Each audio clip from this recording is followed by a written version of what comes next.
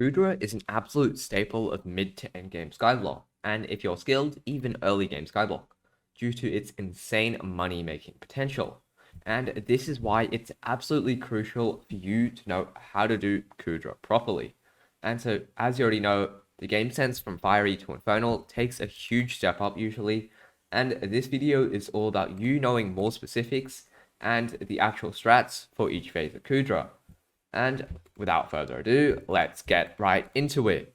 Okay, so right before we begin, I just wanted to mention I will be uploading a ton more this month because I need to hit 2.5k by the end of the year.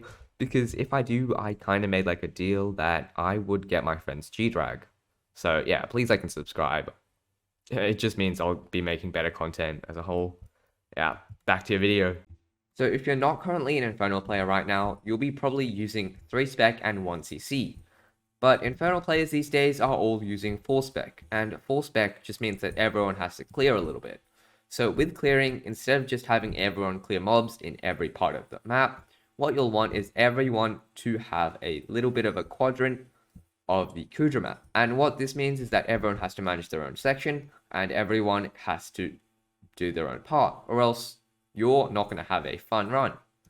And what you want to remember about this is that when blights spawn, everyone has to kill your own blights, because blights get incredibly annoying when they turn red, and if they're invulnerable, you definitely won't be able to kill them.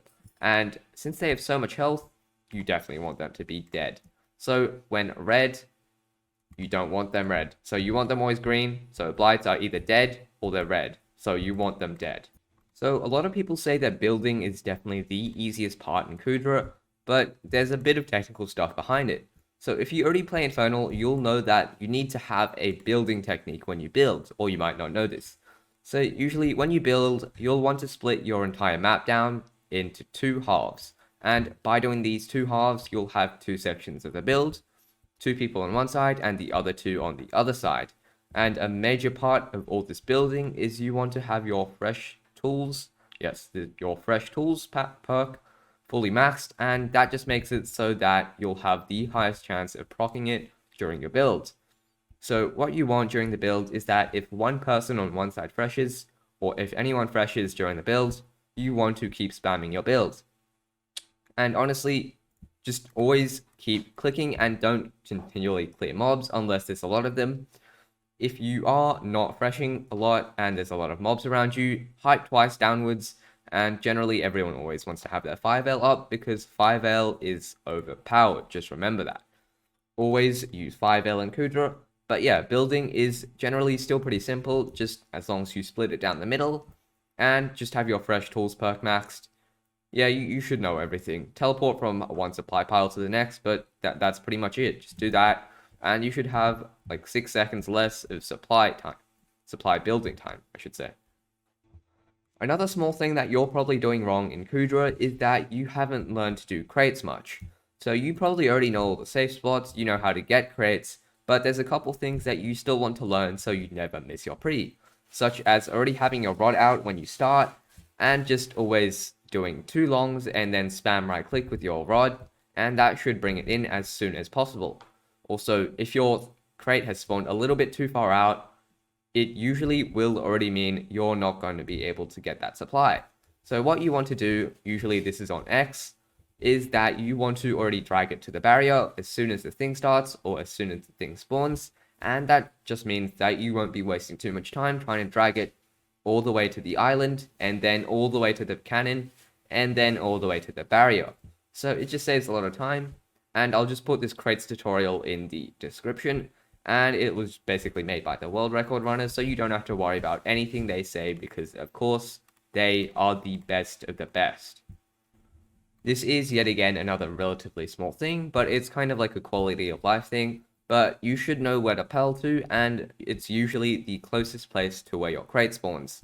And by doing this, you just make it so the other players know where to go, and it reduces risks of you dying to mobs on the way over if your pearl doesn't land.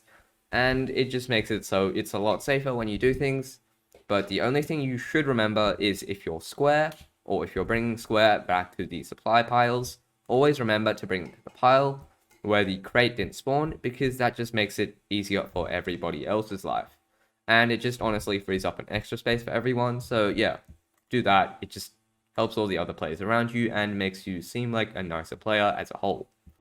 So this is quite a large point compared to the other 2 points that I said previously, and it's that Kuudra Party Finder still kind of sucks, and it's still probably worse than Dungeon Party Finder.